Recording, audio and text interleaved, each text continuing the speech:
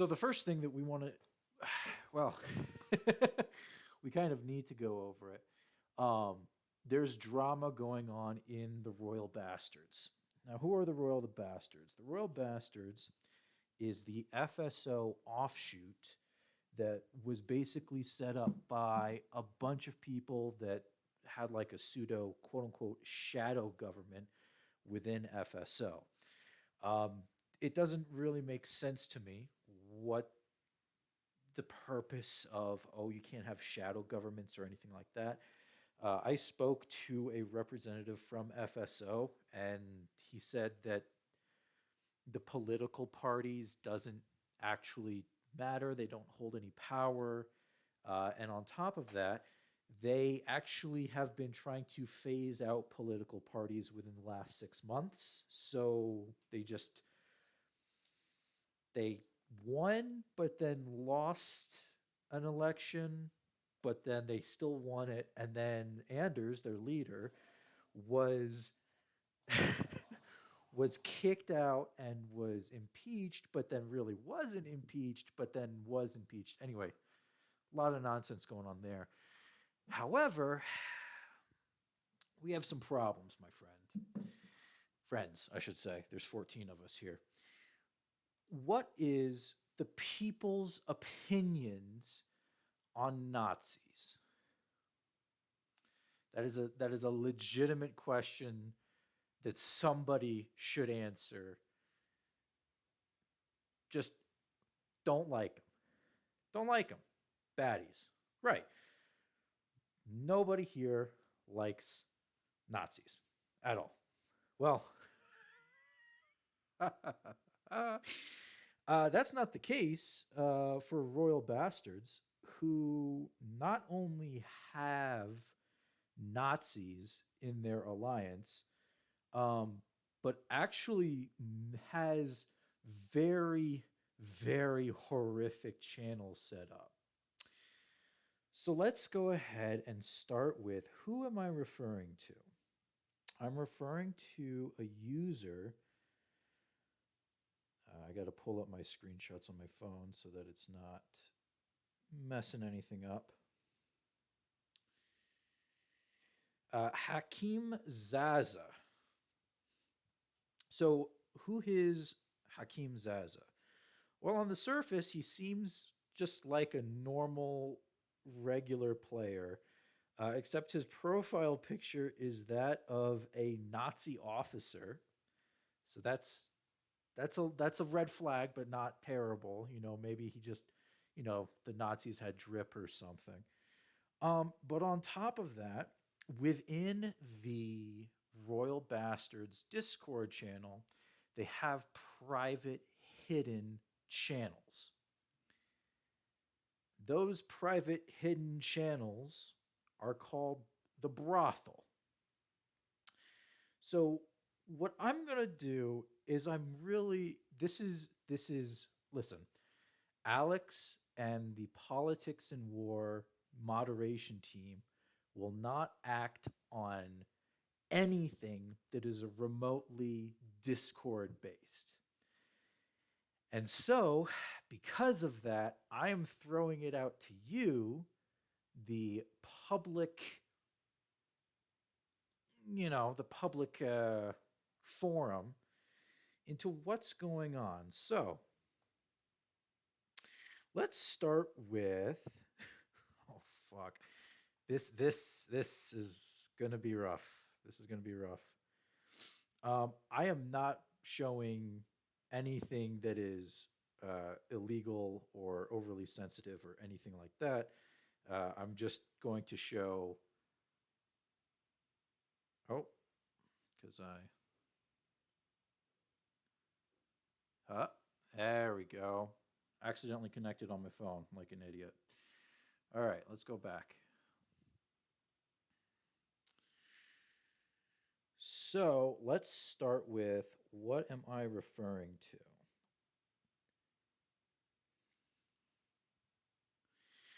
So here we have a private channel in the Royal Bastards called Brothel. And I'm not going to read it. and it's small enough where the YouTube recording isn't going to pick it up. But I'll let you guys take a look at that for a second and really just understand the severity of what's going on. Now, mind you, this is a Discord server where the leader is underage. He's 14.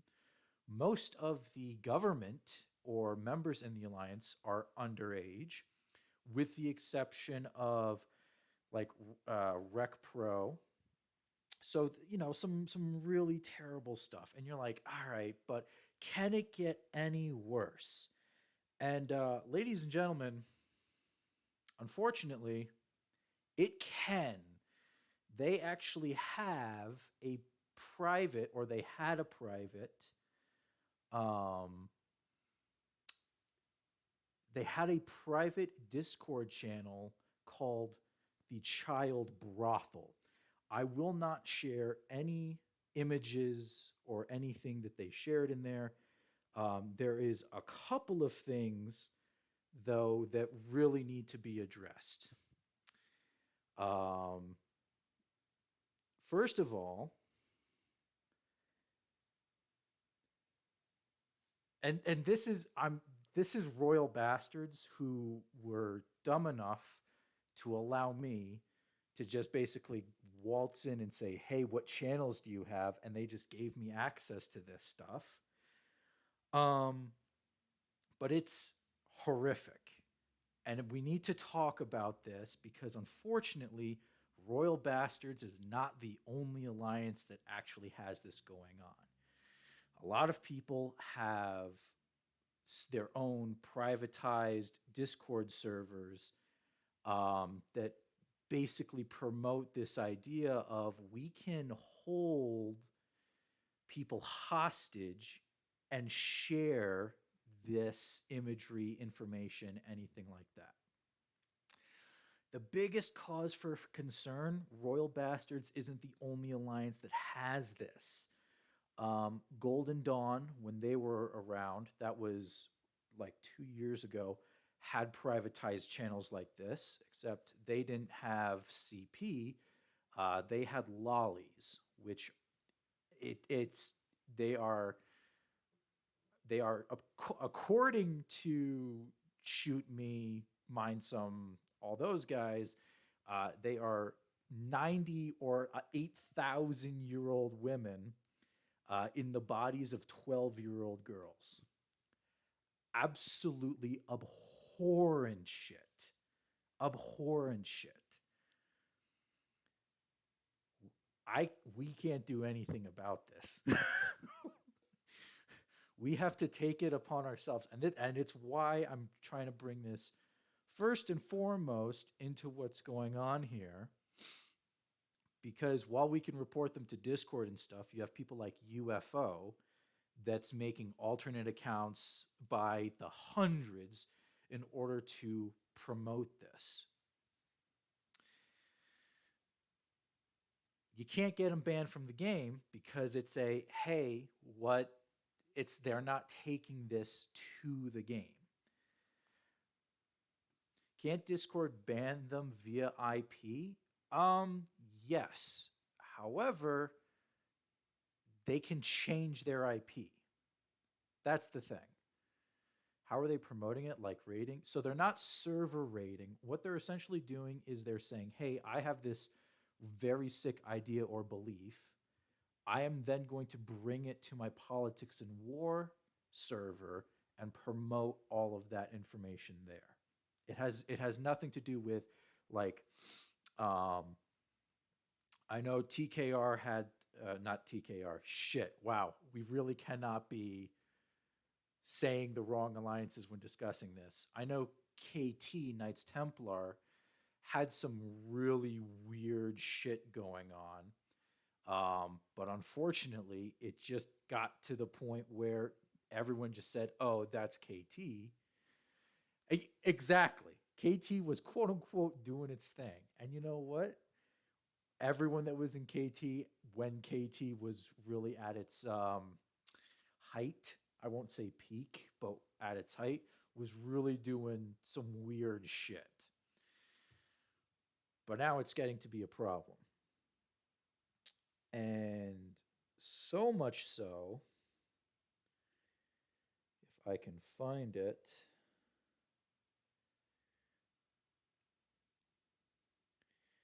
there is just so much. But so much so that the leader of the alliance, Anders, and this was unfortunately a bait and switch show. The idea was to invite Anders on, ask him just a few questions, soften him up, and then hit him with this. Unfortunately, I think he decided that he was just going to leave altogether, and so we have we have a situation. And I'm really proud that we, as a reporting agency, was able to report on the issues of Bank of Orbis, and Borg took action.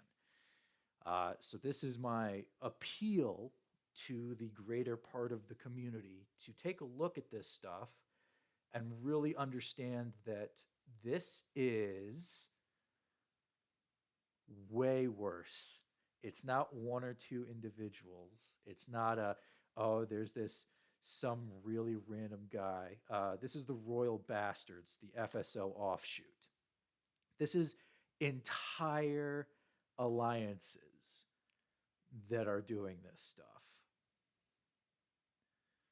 So please, if you see something, report it. If you can't get them banned for it, take action. There's a line between troll asshole and posting quote unquote, yeah, images. It's terrible. And the AA leaders and stuff know of it. If you notice, Master Ace, Anders is actually promoting it. So that's the leader of the alliance, promoting this type of behavior. That we're not, I am not trying to exclude any information. I'm not trying to take things out of context. And that's why the images taken were straight from my phone. It's so that you can see that they are not edited, they're not shrunken down or anything like that. It is 100% all right there in the open. Until they decided that that channel needed to have some stricter access. So I believe that channel might still exist. I believe that information in there is still going on. And yeah, it sucks. So please do your due diligence, roll them, do something. But there's according to my history in reporting things with Alex or anything, he doesn't act on this material. Have I tried reporting it? I've reported it to Discord. I haven't reported it to Alex.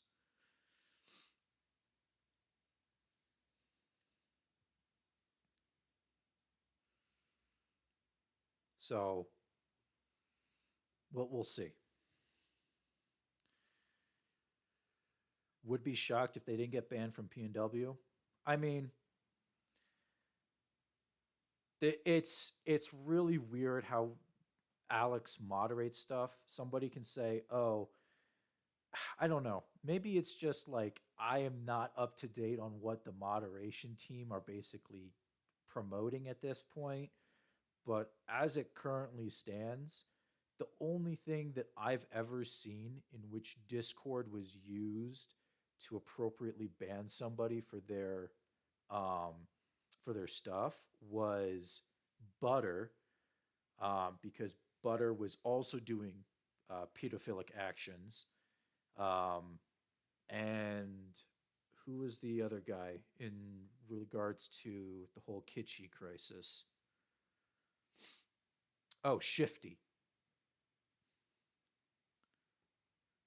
Doesn't matter. They can't play PNW when they're spending 20 years in jail. Well, we'll see what Discord does about it. So we're this is going to be a spicy show, guys, and we're just getting started. Alrea, I will send you all the screenshots that I have to you after the show. Just because doing it on my phone right now is a little messy. How did you even know to look for that? So that's this is a project I've been working on for the past 6 months. So yeah, I'm not sending anything that has explicit content. I didn't take any screenshots of stuff that have explicit content. Um, but I mean, anything that was clear without images, I did record. So this project I've been working on for the past 6 months all revolve around this kind of shadow organization called Albion. Albion is an organization that thrives on uh, selling in-game currency, faking screenshots and videos, shady stuff like CP and other stuff. Um, and it's got some familiar names in it that you guys might remember. Manny is one, Bad Ortiz is another, Dark Mayhem, UFO. All of these guys are essentially part of the we don't have nations, but we're willing to go ahead and, you know, buy, sell materials and resources. What's really interesting about this group and why I've been working on it for so long is because they are the group that forged screenshots against me, forwarded it to OCN, Ron, VGM, in order to basically post this showing that I had said racial slurs. And on top of that, there was another thing that I found out that they were going to send of information detailing a audio conversation between me and another member. Um, this was when I was still running Black Skies. Is there actual? Yes. Yeah, there was. There were two explicit images that were posted. Um, so a lot of stuff there, and basically taking audio bites out of a conversation I had and like soundboarding it, and it's really bad. I mean, let's be real. I've had screenshots faked of me so many times, and fortunately, most of them have been posted to the OWF, in which it's very clear that they're faked. I think one of them is actually in defense of Black Skykes, um, and in that it's, you know, somebody saying that I'm a predator and this that the other thing, and it's like 100. it's so it's so terribly faked that even like I think I don't remember if it was church or village that basically posted saying, "Yeah, don't don't do that here. That's so messed up." But yes, so please, whatever you want, whatever you're thinking of, go ahead and do it. Roll them, report them, do whatever you want, because ultimately it's not going to come down to one person trying to quote unquote micromanage the game. It's going to come from multiple people reporting this over and over for it to become an actual issue on the radar. The next thing I want to hop into, though, if I go back up to my notes, oh God, there's a lot of stuff. um, so we have what's going on in the micro wars. So for the past week now, there have been a couple of micro wars going on. Some of them have wrapped up and concluded, but others are still going. Two interesting micro wars that were going on was the Coven versus New York Knights and OTSN. Another interesting micro war was Stargate versus the Unknowns. There was a third micro conflict going on, if I can find it. Our Tribe versus New York Knights. Then we had Coda versus New York Knights. Which actually, let's talk about New York Knights for a second, because because they're an interesting group. So the New York Knights was basically a group of, oh god, there were like four nanos in a trench coat essentially. It was members of the Conquest, members of New York Knights, members of, yeah, it's okay, Gator Cook. I'm like 90% sure I'm just going to remove radio show discussion and we're just going to have show discussion. But I'm trying to think what the other ones was. Like Children of the Sun and one other alliance. And Alexios, I did respond to that and I said yes.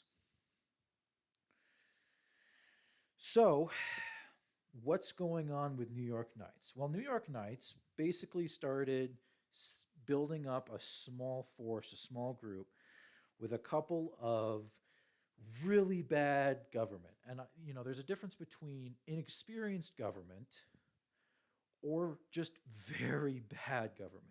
Inexperience is just, the constant, oh, I don't know how FA exactly works, so I'll make some mistakes, I'll insult people accidentally, stuff like that.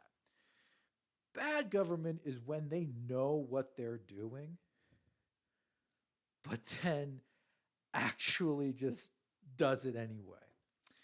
One of the former leaders of the Conquest, and who is now government in New York Knights, directly asked the Coven to hit them and declare war on them, but not launch any attacks.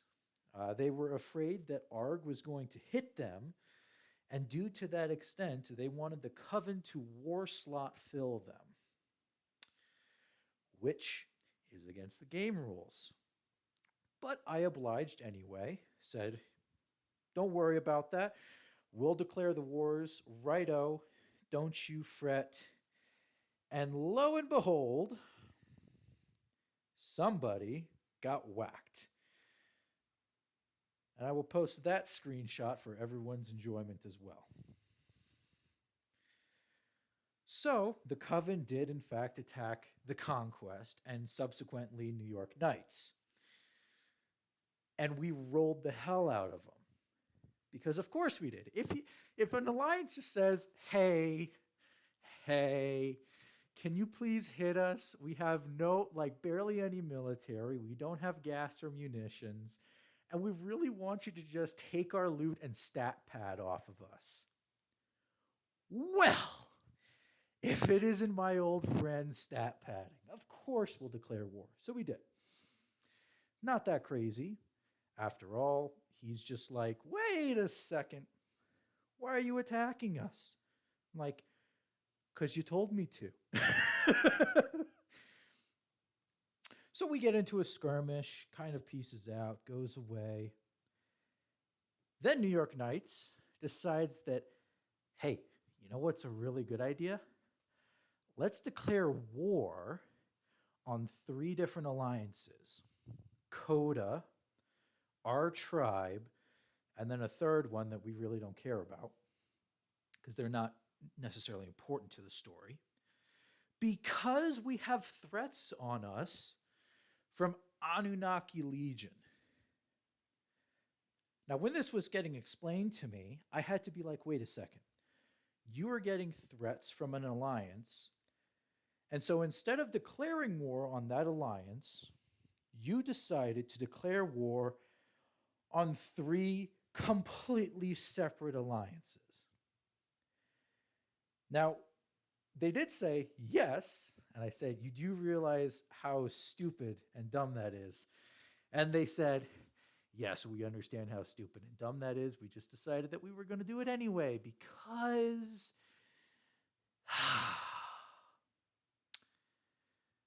there's a level of what can be done in a situation and what can't be done in a situation. They declared war on our tribe because our tribe was talking to Anunnaki Legion about a merge. Well, we can't have you merging if you're already getting rolled. But what you can do is instead of merging into Anunnaki Legion, you merge into us instead.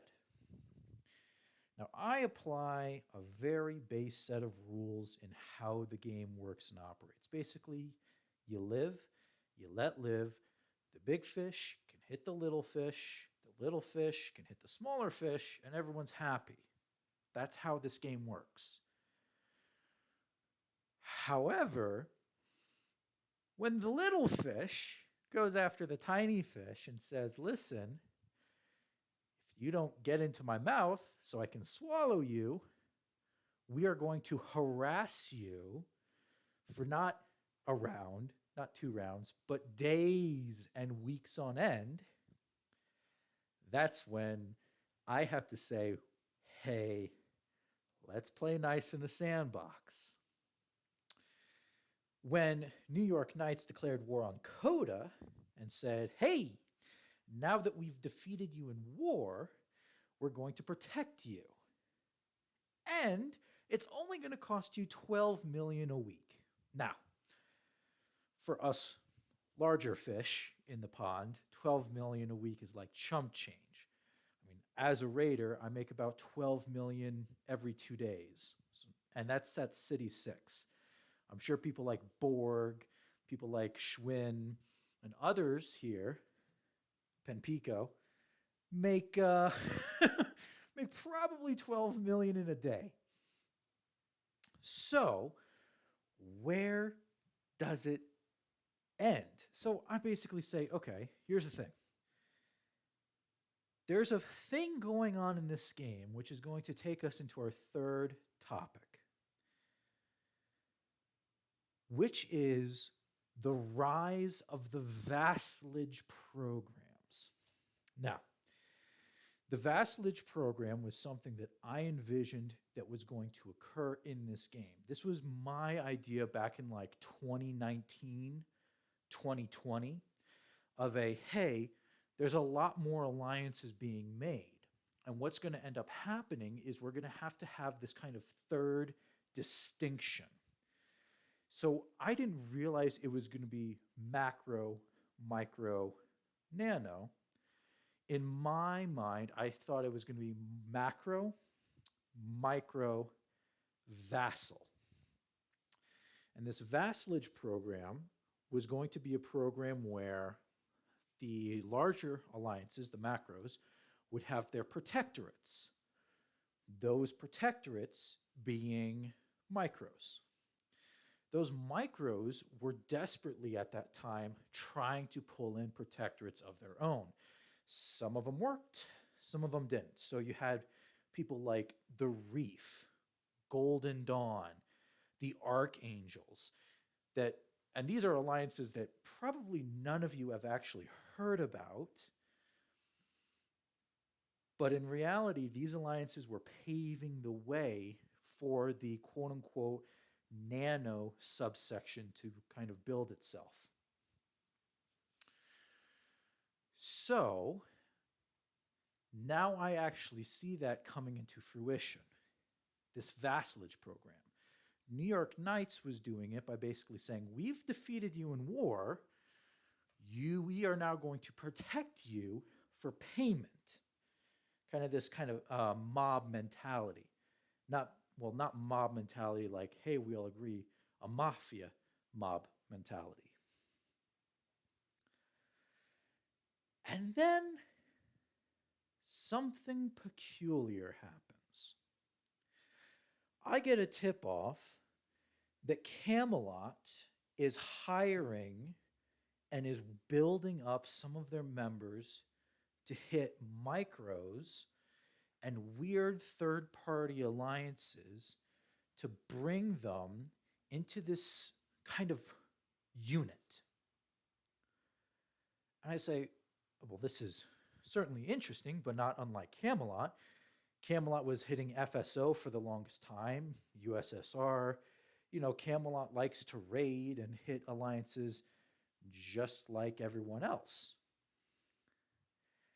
However, usually when they're done, in most scenarios, you don't sign an M level treaty with them. Usually, when all the hubbub is over, it's an NAP and you go on your way. But what is this idea? What is this going on of Camelot hitting alliances and then signing M level treaties with them? Borg says Camelot wants merges. Well, I thought that at first. I said, you know what, Camelot 100% all about the forced merges. We saw that from the Grand Imperial Army. We saw that from the Prusso-Roman or PRIU. We saw that from Crimson Dragons. And I'm just like, there's a process here. 2 irrelevant micros 3. But there's a process here. Camelot signs alliances to eat them. That's what they do. The only alliance, I think, in recent memory that Camelot has signed with the idea that we're not going to eat them is the Fighting Pacifists. Other than that, most of the alliances they've signed most of the alliances that they've signed have been, we're going to eat these guys.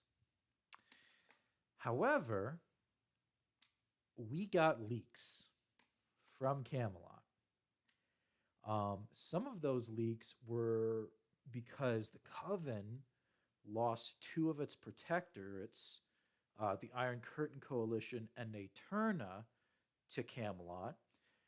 And some because we decided, hey, Ashwin, fish are friends, not food. We decided to go and look at some of these alliances that were signing M levels, and we said, what is Camelot offering you that's making this so enticing?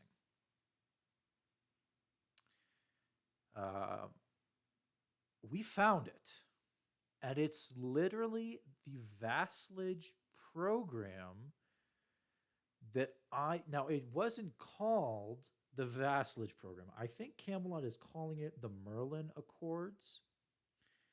But what it is, it's an original idea I had when I was in Camelot back in 2018 as their LoGov of military affairs, and then their leader of propaganda and the Training Alliance, called the Castle Walls. The Castle Walls was an idea that I had that basically stated, if we bring in all of these micro alliances and we say, okay, you're all now protected, because this was, remember, when the Children of BK was going on, back when Black Knights had, I think they had like 8 or 9 protectorates at the time. Their treaty web looked like a snowflake rather than an actual web. It was all over the place. And looking at this, I said, if we bring all the micros together and we support them militarily, we build them up, they will be indebted to us in one way or another.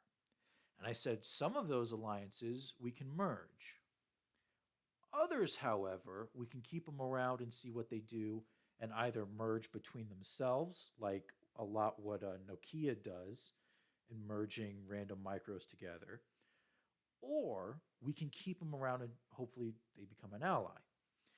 The plan never got off the ground because a month after I pitched that idea, there was a whole issue between me and some ARG folks, and it basically just petered out and died there. But I have a screenshot here of part of the Merlin Accords, and I want you to all take a look at it with me. This is not the whole thing. This is only a section of it. The first two parts of the Merlin Accords basically just go into a bunch of random nonsense about military, how Camelot can basically make or break treaties at will, yada, yada, yada. What's really interesting is this third section. So let's go into it together. The Merlin Accords will be a political, economic, and security organization headed by Camelot. It will serve as an alternative pathway for more independent alliances to cooperate with us long term. So this idea of if we bring micros in, build them up, they'll be indebted to us and we'll be able to use them as either political pieces or pawns.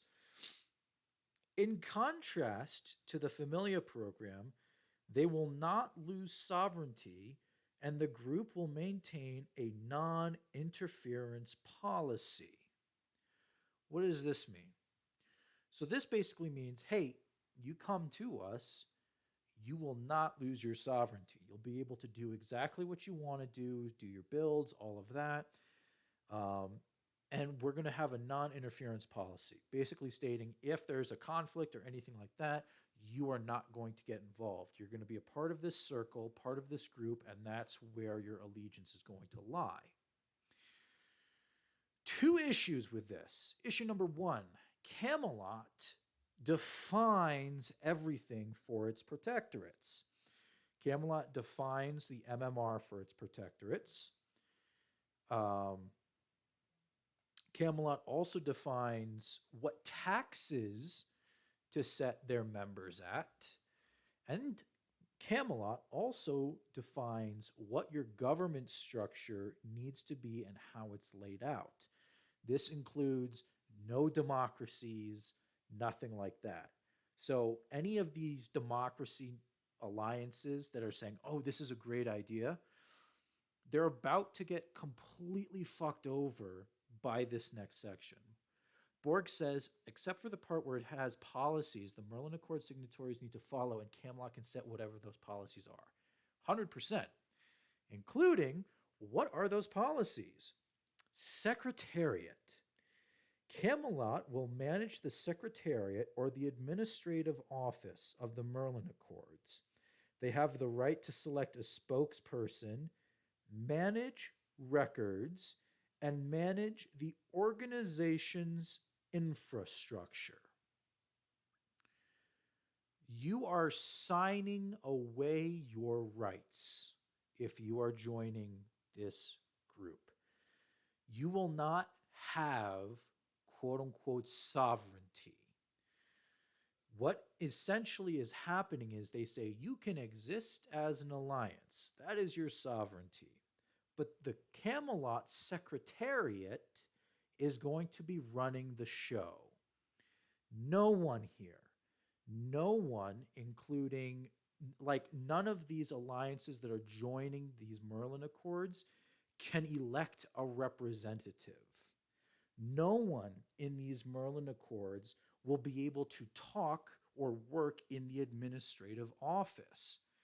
Camelot is 100% taking control of these alliances. It very much an eat your cake and have it too situation. 100%. 100%. Let's look at politics. We're talking about the new vassalage program that Camelot is just introducing. The signatories agreed to support each other's political campaigns with rare exception. Furthermore, they agreed not to support separatists and hostile actors. What? Okay, MDP is not a protectorate. A protectorate states, hey, you are an alliance that we need to work on, we need to support, you are a protectorate. And MDP states, guess what, fucker? If we go to war, you're going to war too, because you have a mutual defense pact. That's the difference. So not only is this ring not a protectorate ring, it's an MDP ring, which is going to be terrible when Camelot uses these alliances as a meat shield in upcoming micro battles. So let's get down to the policies and what this means. So the first line sounds great. The signatories agree to support each other's political campaigns with rare exceptions. What does that mean? None of I think the only Democrat alliance that's in this right now is Eterna. So what are these alliances doing to quote, support each other's political campaigns? Ladies and gentlemen, this has nothing to do with the protectorates. This has everything to do with Camelot. So let me reread it with Camelot. The signatories agree to support Camelot's political campaigns with rare exceptions. Ergo, when Camelot makes a decision, the signatories will have to accept them and support them with, quote, rare exception. Let's look at the second sentence. Furthermore, they agree not to support separatists and hostile actors. This has nothing to do with the protectorates or the M levels. This has everything to do with if one alliance in here says, I'm out, we're done. We're not going to tell Camelot how to run our taxes. We're not going to tell Camelot how to run our businesses. We're not going to tell Camelot what our MMR is going to be. You are a separatist of the Merlin Accords. Being a separatist of the Merlin Accords, nobody will support you. Those treaties that you have been working on will all be gone. And this isn't something that's so outlandish. Usually prots can sign M-level treaties with one another's and stuff like that. Hostile actors. Furthermore, they agree not to support separatists and hostile actors. Guys, if you sign into this and then want to back out, you are going to get stomped. This is a trap. This is a one-way in, no way out situation.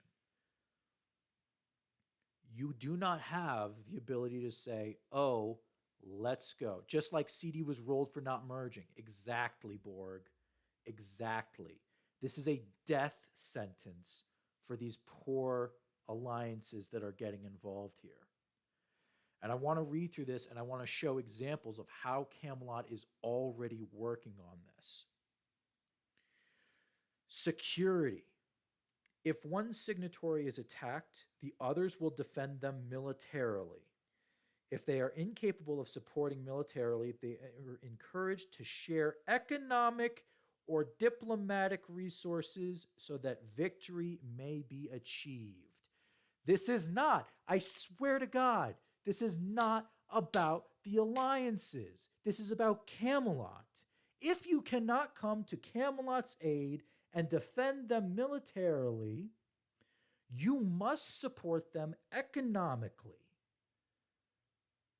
These new vassals are going to be paying for Camelot's wars.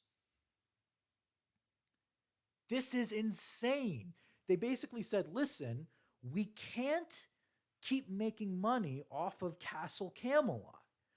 We can't do that. People go inactive. It's not a viable farm. Castle Camelot had 347 members. I want to stress that enough. 347 members. The last time an alliance had something of that size and caliber was Guinea Pig Whaling Corp, which was literally a tax farm for NPO. This is insane. It's happening again. And people are just, not people, these stupid micros who are gullible are getting roped into this because they say, oh, Camelot's a top alliance. They'll do better than the Hive or Camelot or TFP. This is going to be crazy. Ashwin, we're going to get to that because some alliances have been forced to sign this. We're going to get into some examples, though. I don't want to get too ahead of myself.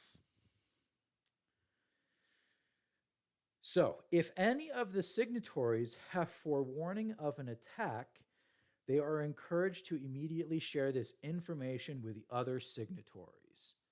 That's okay. 100%, it's just throwing a PIAT in there just to make sure that everyone's on the level, everyone's okay. But if your alliance isn't militarily capable of defending Camelot, guess what? You're going to be sending resources to Camelot to fuel their wars. Cooperation. The signatories agree to share economic information, lend to each other when able, and aim to be self-sustainable. If an offshore is compromised or at the risk, then the other signatories agree to offer their own services temporarily. What?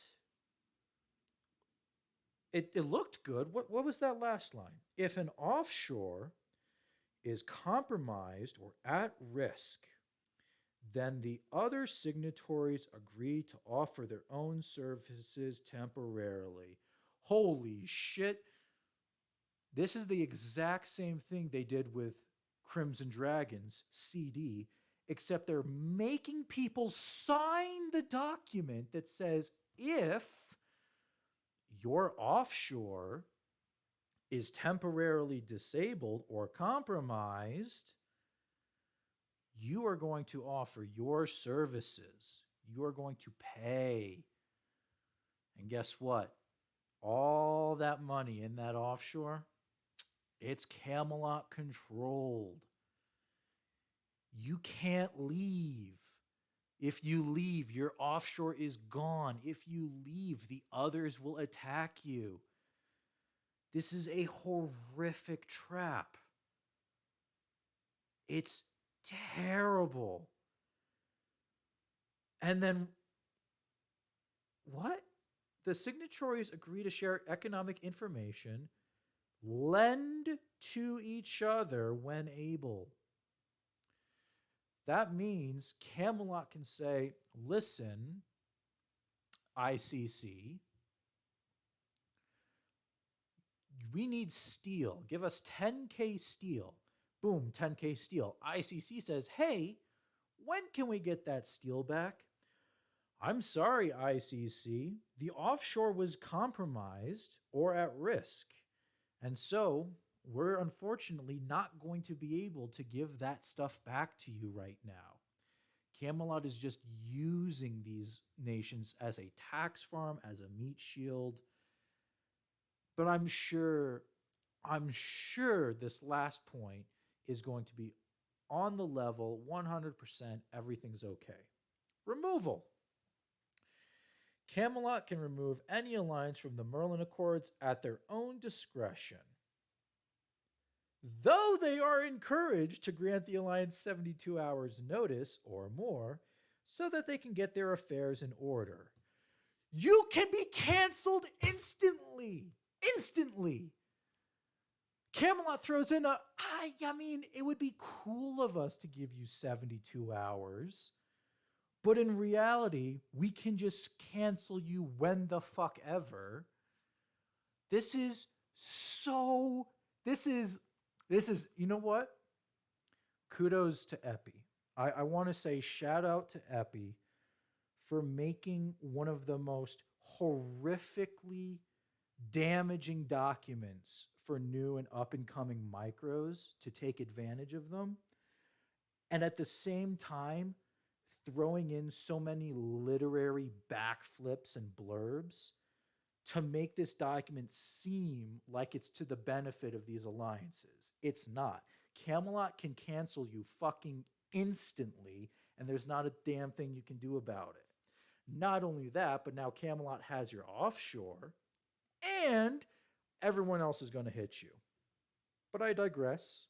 Maybe there's something in this that at least helps.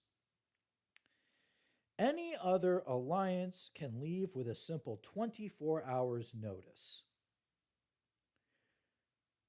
Okay, so Camelot at any point in time can cancel their treaty with you, but you have to provide 24 hours notice. Probably during those 24 hours, Camelot's going to pull some strings and you're going to lose shit. Furthermore, recommendations will be provided to protective or prospective allies of that alliance if the remaining Merlin Accord signatories will respect them. What the actual fuck? What is this? Any other alliance? Oh, sorry. Furthermore, recommendations will be provided to prospective allies of that alliance if the remaining Merlin Accord signatories still respect them. You do not have friends anymore. If you are a part of this for 3 months, 2 months, anything, you do not have friends anymore. They are gone. Camelot will make recommendations to these alliances and say, they're leaving. They're now your enemy. They were, quote, a separatist and hostile actor. Now, is the other Merlin Accord signatories going to, quote, still respect them? No, because Camelot decides everything via the Secretariat and Administrative Office. Borg says, I wouldn't agree that the document is well written or convincing. I think it's rather obvious if you apply some critical thinking. It's just these macros lack FA experience. 100%. There are traps, there are clear issues in the writing of this that show that the intentions here are not to that of the micro. There's not. Show me anything, show me anywhere in this document that says, quote, Camelot will come to your aid if you're attacked. It's not in there. Show me anywhere in this where, quote, Camelot will help provide guides, information, and documents in order to help grow your alliance. It's not in there. Show me anywhere in this document where it says, quote, Camelot will help you be an alliance. Just be. Just exist. It's not in here. This entire vassalage agreement is an oath of fealty to Camelot. And now Ashwin and TFP said, wait a second, they're not forced to sign these. That's true. Some of them aren't forced to sign. However, unfortunately, some of them did. I want to direct your attention, everyone, to a post that I made under Nano News on the 1st of February. Quote, Camelot has signed an MDP with Firefly Militia. Camelot was fighting Firefly Militia and dealt nearly 700 million in damage to them before the treaty signing. Camelot also made a profit of nearly 250 million. Now, I was just like, it's Camelot doing Camelot things, whatever. I said, this isn't the first time Camelot has signed a treaty with an alliance it was raiding, with the previous one being FSO. Firefly Militia, in order to get peace, this is a three-man alliance, signed the Merlin Accords. Were they quote unquote forced to sign? No. But at the same time, yeah, Camelot was raiding them, did nearly 700 million in damage. And in order to find peace, they Firefly Militia was handed a shitty document and they signed it. KW says, the signatories that are in our score arranged, Grand Union of Nations, Eterna, ICC, are in a pact right now regarding status within Camelot. Although we would not be able to match the force of Camelot, we consider it to be at least a bit of leverage. No, you have no leverage. ICC, Eterna, and GUN are just going to be the next loot victims. You don't have any leverage whatsoever. Sir Merritt says, and this is interesting, Merritt, we're going to get to this in a second. As Secretary of FA for the FSO, I want to make this clear that Cam never forced us into signing a prot treaty with them. That's because FSO doesn't have an MDP with Camelot. You're not part of the Accords, buddy. You are lower on the totem pole right now than Eterna, ICC, and GUN.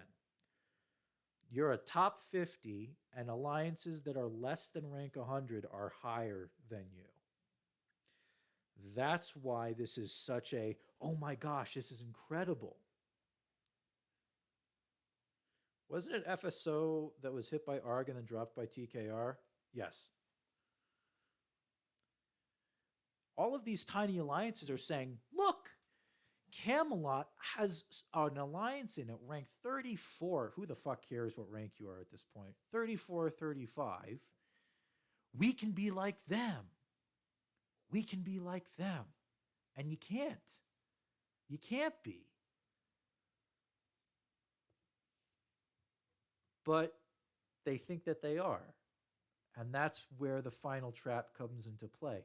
This document sells the rights of the alliance. And from there, the other alliances are looking at the gold, they're looking at the marble, they're looking at everything that's beautiful about, oh my God, we can be on par with Camelot. And guess what? I wager, because Camelot just ate up their training alliance, want to make this clear, Camelot ate up their training alliance. These new micros are going to be the new training alliance. Eterna, ICC, GUN, Firefly Militia. They are all going to be on the chopping block. And why? Did they not look? Did they not see? What did they look at? They looked at the forced merges of, they didn't look at the forced merges of Crimson Dragons, of PRIU, of TGIA. They didn't look at any of that. They didn't look at the whole idea of Camelot setting MMR, of setting taxes. They didn't look at any of that. What some of these probably did, and this is why I think some of them are forced signings, was they looked at all of this and they said, you know what? At the end of the day, it's a good deal. They're not experienced enough. And so Camelot continues to prey on the community. We're not talking about bringing in every Tom, Dick, Harry, John, and Petunia to make Castle Camelot. We're talking now, Camelot is upping the ante, saying, we can't do this. We're getting too thin. So they're signing dumb, ignorant, gullible micro leaders. And they're saying, hey, you want to come join us? You want to do this? And this is where we get into our last section. Stargate Command was an alliance that was doing some shady stuff on the down low, mercenary hits amongst a lot of stuff. But they took out a ton of money from banks and they basically said, yes, boom, delete. And I was thinking about this and I had this weird kind of eureka moment. And I actually talked to somebody and I was trying to get through it. I'm like, oh, look at this. It's clearly this alliance is working with Camelot. This alliance has to be working with other parties. And now they're in Doom Legion, a bank of about $4 billion with people from an alliance that was actively slandering, going after mercenary hits on other alliances. I want everyone to take a moment and follow me. And let's take a look at Doom Legion as an alliance. I'll give everyone who wants to join me about 30 seconds to do so.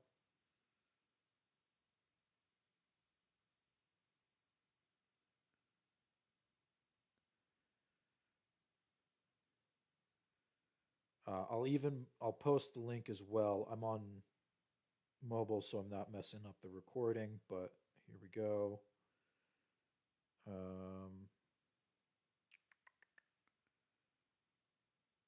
Yeah, here's the link. Oh, well, yeah, it's close enough.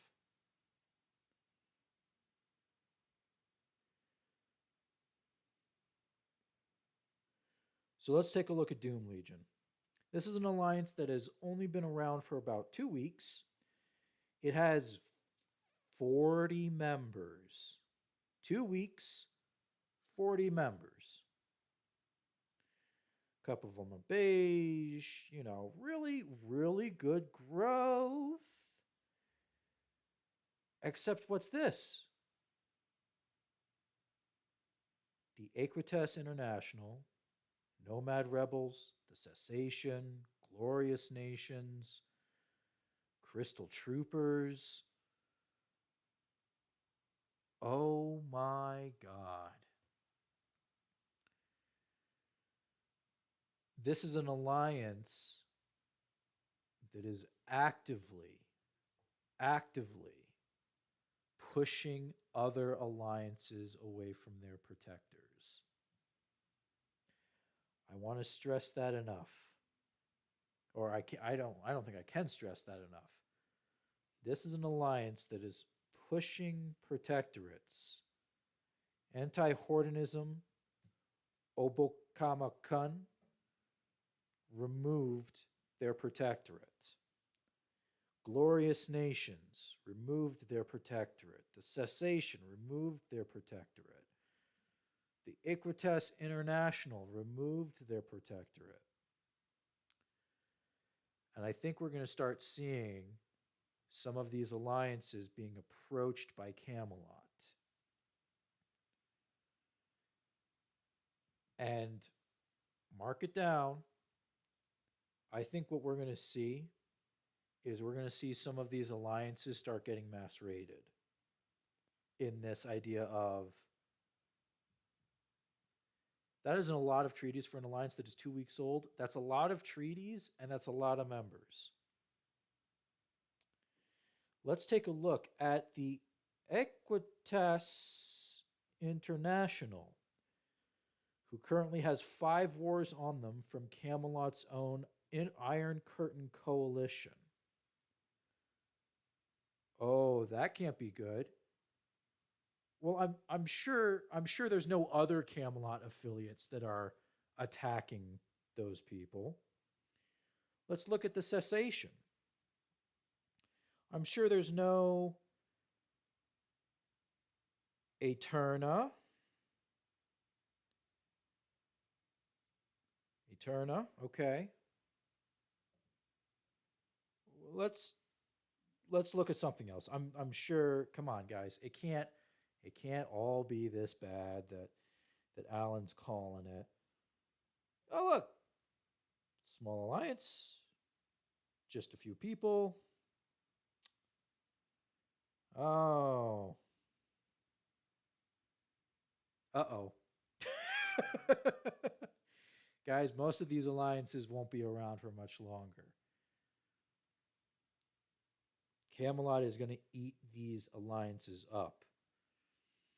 Probably not Latam, probably not Coda, but the Equitas International, Cessation, Glorious Nations, they are all going down the drain.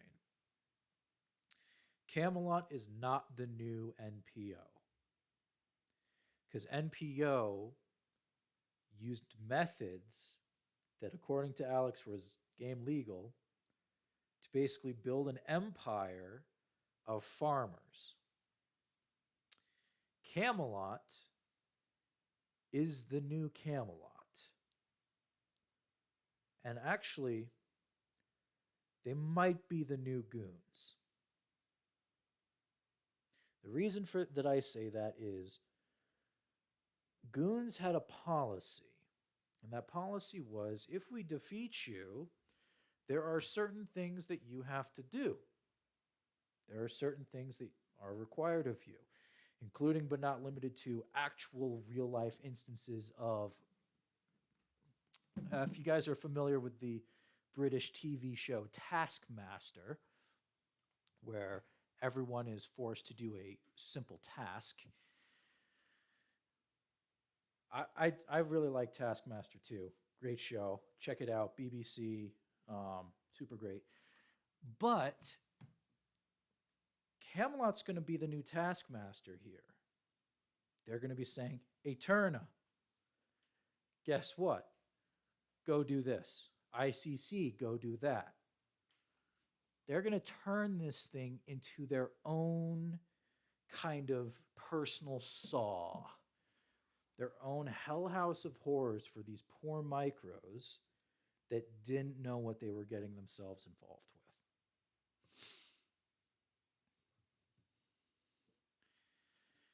Now, the question is, why would some random alliance need $4 billion? And not some random alliance. I apologize. Why would an alliance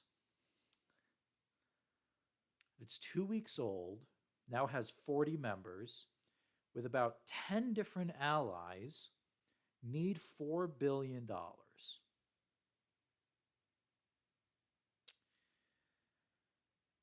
And I think that's the question that isn't going to be answered immediately.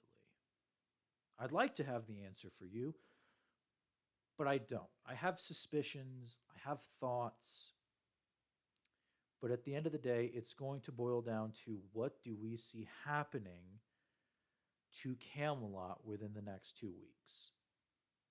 Camelot eating its training alliance, massive shift in Camelot policy.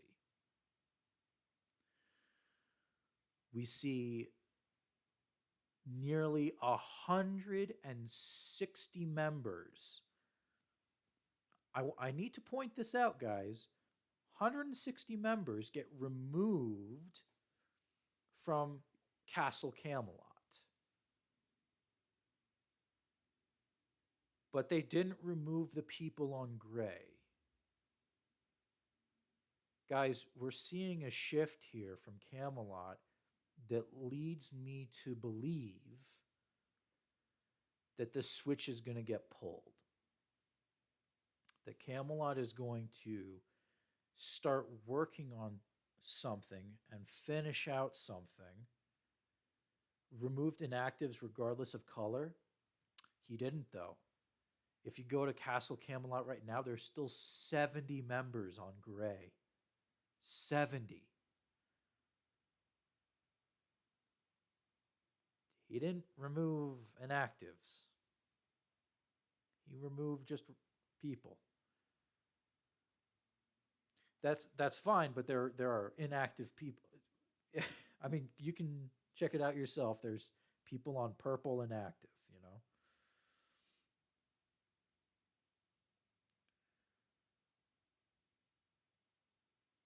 My suspicion, oh, it's 88 now. I'm sorry. It's 88 now, not 70. Well, that's cuz more people are becoming inactive. Camelot is the new runner in town. And they're going to try and run the microsphere for a little bit. So, hide your kids, hide your wife, and hide your micros, because Camelot's coming for everybody out here. You don't have to come and confess. We know what you do. Cam's gonna merge you. Cam's gonna merge you. Ladies and gentlemen, that just about wraps up our show. There is a lot to go over, and I know that this was a very spicy episode. If you want, please go ahead, ask your questions, get your comments, everything in. I will try to answer them right now. I will be uploading this, and so it should be uploaded tomorrow. So if you want to go back, re-listen, go through, you 100% can. But right now, I will take any questions, comments, or concerns over what's been discussed on the show, as several people are typing. Last radio show will go up with this one tomorrow. What makes you think that Camelot will try to lead the microsphere? Because they tried in the past and they failed. Is there any alliance looking to help save these micros? So, yes and no. There are a few alliances. TKR, I know, actively looks for very good, not necessarily loyal, but very observant alliances. But I do have to say, TKR is probably only looking at you if you're in like the top 60. The Lost Empire is also somebody to go to. I mean, they signed fucking Gods of Orbis. They'll sign anybody at this point. The Coven will usually only sign people dependent on prior government history. So if you're like a brand new 100% micro, you're probably not going to get signed by them. And I would say generally, and this is the thing, if there's a micro out there that's like, hey, Alan, we're looking for a protectorate, but we don't know what to say, come to me. I made 20 op-eds that everyone really enjoyed about how to build a successful alliance. I have done the solo run. I've made one-man alliances and brought them to the top 30 twice now. You know, making and building alliances is really fun for me, and I would really enjoy helping anyone do it. Anyone. So, in your professional opinion, what's the move for a micro considering Coven force merged attempted coup shit? When? When did the Coven attempt anything? Eterna? The Coven at no point attempted a coup or anything on Eterna. In fact, I'll share it because I had to share this with Eterna. In the actual embassy for Coven Eterna, let me get to that. I will answer that question in a second, Merritt. Um, the only person in Eterna that wanted a coup is the now current president of the alliance, and I'll show that with you. So this is the Discord search options, um, and you can search in a single channel. And I searched for basically coup, um, and nothing. There's nothing here. There's nothing here that says that the Coven's going to coup. In fact, I literally say twice that we don't tolerate coups and we don't allow coups. But hey, I may be biased in that I know what the fuck we're talking about. Um, Different topic. I heard RB is having an NSFW CP problem. What's all that about? That was the first part of our episode. I'm not going to go into great detail on it, just because what's been said has been said. What I will do is I'll scroll back up to where some of the images have been posted, and you can copy message link at Sir Merritt, and you can go and check that out yourself.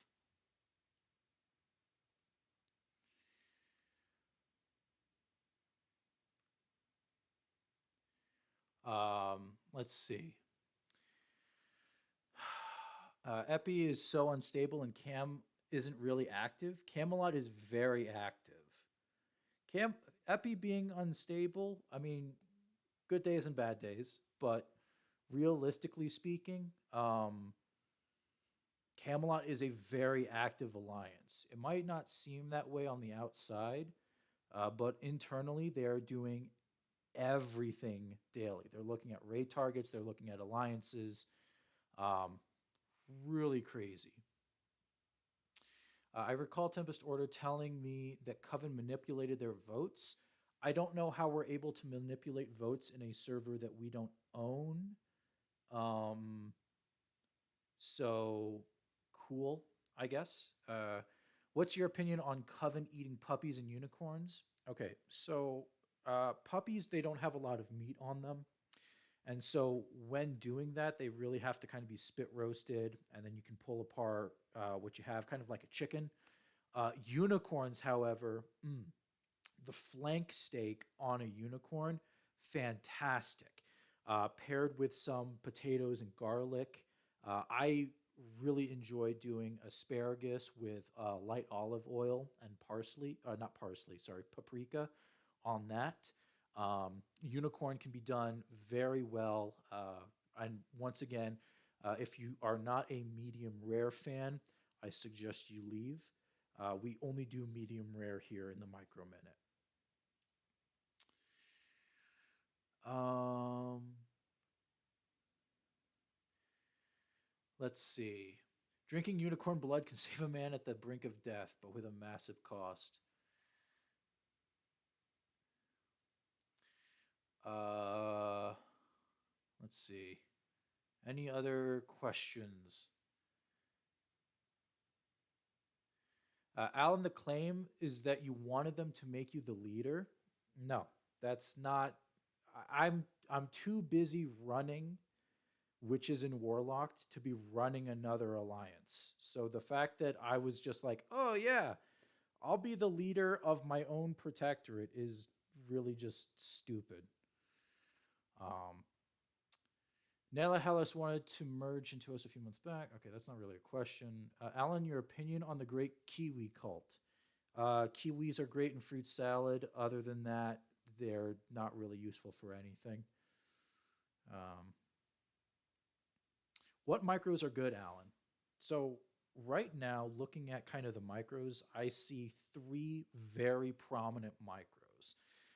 My number one pick for best micros right now is the Forgotten Realms. They're doing absolutely incredible in their tiering, in their progression, and in their FA. 100% they're my number one micro right now. Um, Number two is going to be, and I'm going to, this is a little biased. Maybe I'll drop them down to number three, but PRIU, which is currently a protectorate of the Coven. They have been also slowly climbing over time. I think they're about to pass into the top 50. Uh, really nice to see them from where they were after they left Camelot and actually grow and blossom into the beautiful alliance that they are. And then number three is a toss up right now between TGIA, the Grand Imperial Army, um, and oh shoot, I forgot their name. Let me double check that on the name.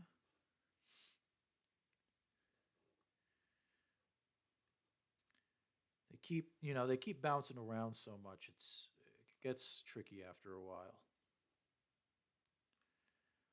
Um, Not the coal mines. Oh, Anunnaki Legion. Wow. Yeah, Anunnaki Legion, under the supervision of Aurora, is doing really well, slowly growing over time. Uh, MILF has this whole subculture to them that's just like ridiculous. Um, I mean, it is what it is. Good job that you have MILF and DILF, but like, I they're showpieces after a while. MILF is going to have to actually put in some solid work in order to get back onto the table. Let's see.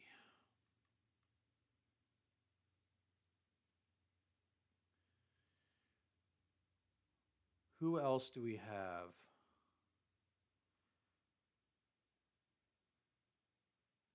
Attacking micros is based and it's a litmus test for whether they can actually succeed or not. Yes and no.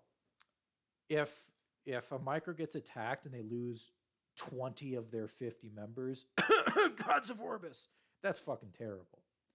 If you lose half of your alliance because they can't stick together, that's a terrible alliance. The alliances that get hit and then say, "Oh, peace out with us. We're in this other alliance now," and then immediately go back to their host alliance, terrible alliance. That's you're war dodging. You're not seeking sanctuary, you're war dodging.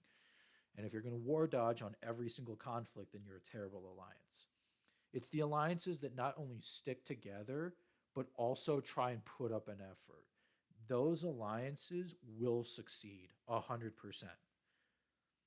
100%. Micro should team up and counter Blitz Coven would be as funny as fuck to see that. Um, let's see. Any other questions?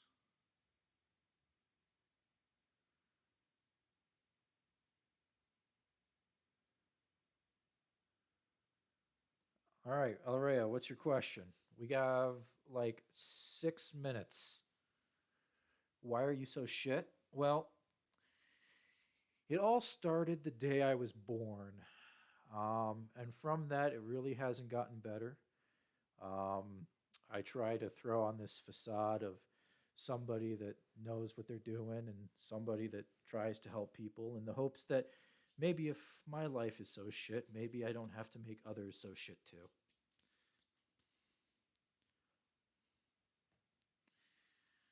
Any other questions, comments, or concerns?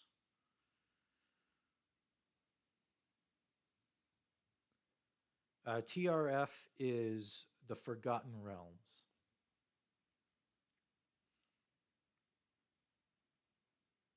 And WTF is, in fact, WTF. Yeah, you can't confuse the two of them.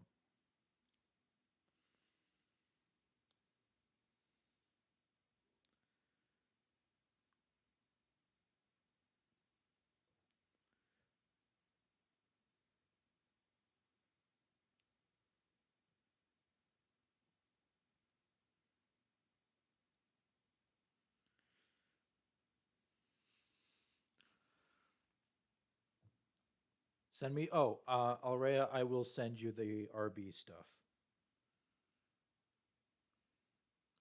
Any other questions, comments, or concerns? Um, when the show is over, I'm going to move into Gen Chat.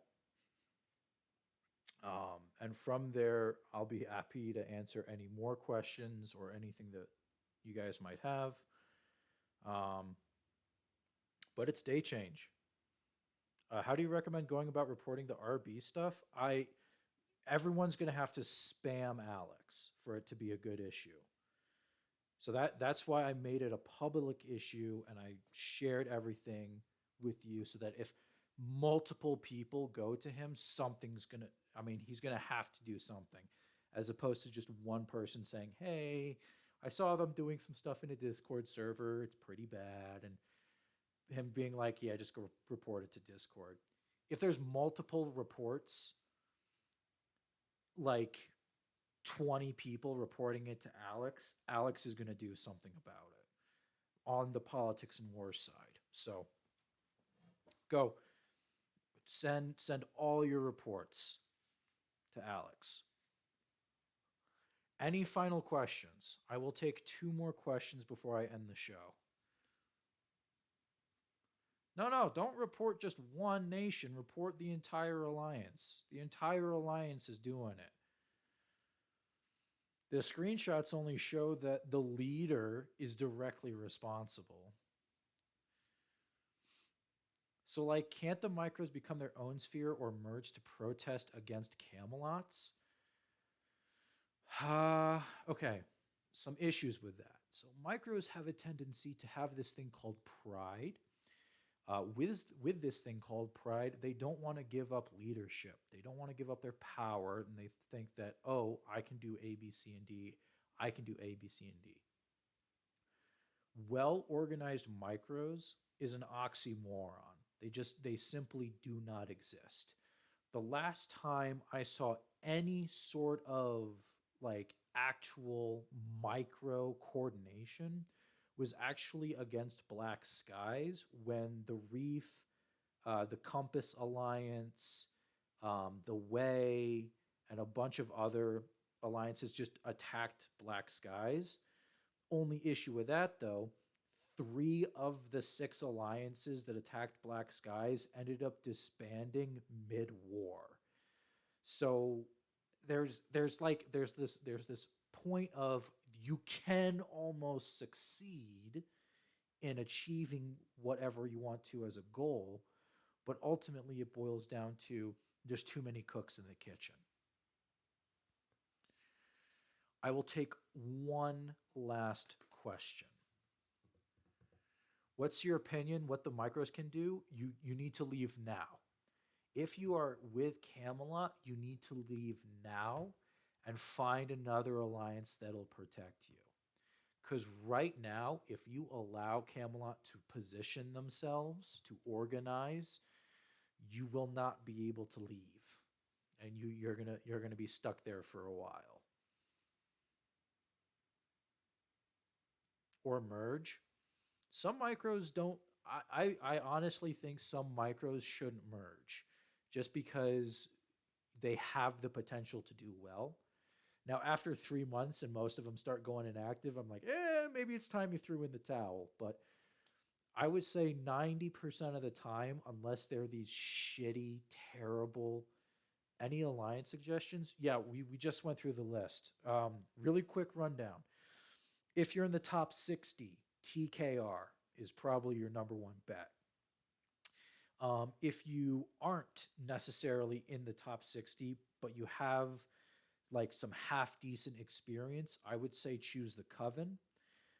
If you don't have any experience whatsoever, I would say go ahead and try the Lost Empire. If you have nothing, um, in order to do anything past that, I would say try temporarily. This is a very sensitive matter. Try the coal mines. I would say get a protectorate with the coal mines for like a month while you organize yourself so that you can move to a different one. The coal mines is definitely not not an alliance you want to hook up with permanently. But if you are a super small micro, and the only reason is Nokia loves micromanaging. He loves micromanaging. He will give you all the guides you need to do well. You do well, and then you move on.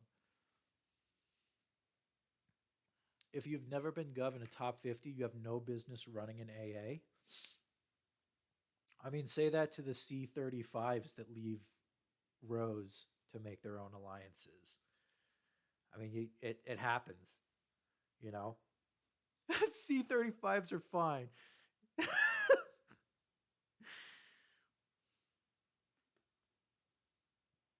I would say, so I think in like op-ed 7 or 8, I actually go over this. Like, what should you have in order to first build your alliance?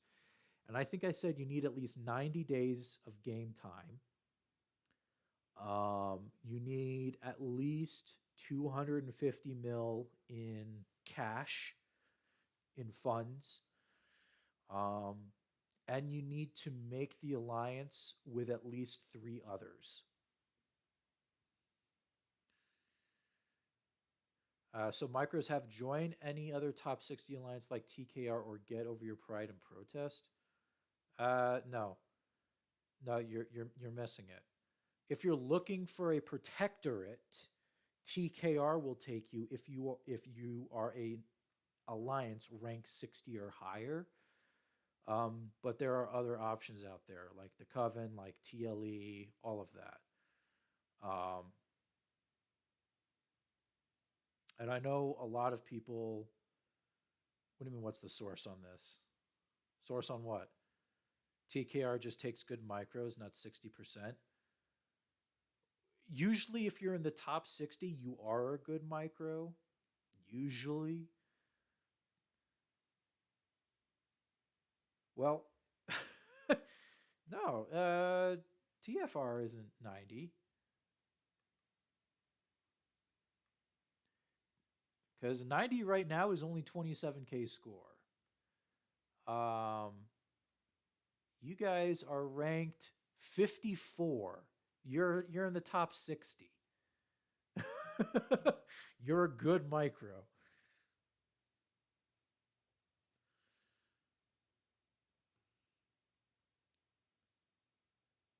Oh, we were like 90. And yes, I am blind. Thank you for pointing that out and making fun of my insecurities. All right, one last question. I'll take one last question.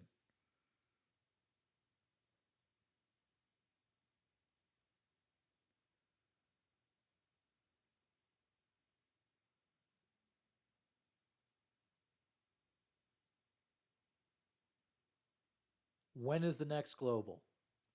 Um, well, we're not going to have a Valentine's Day war. Um,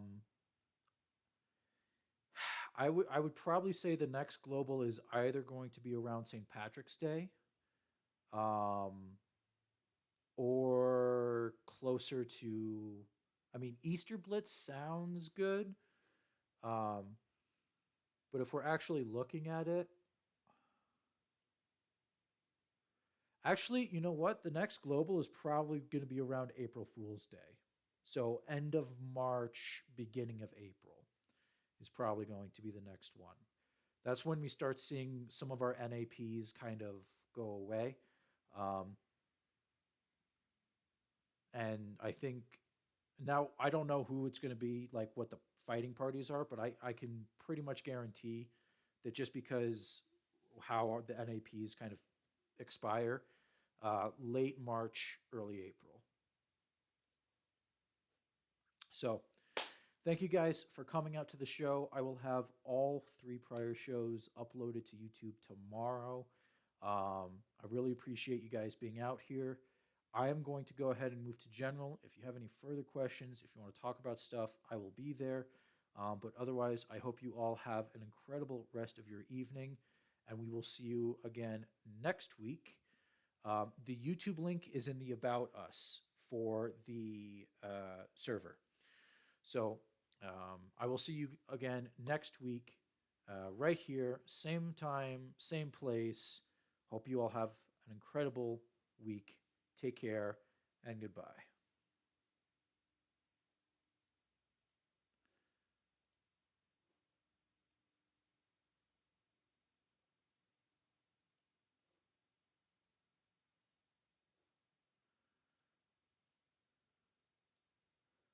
Hello.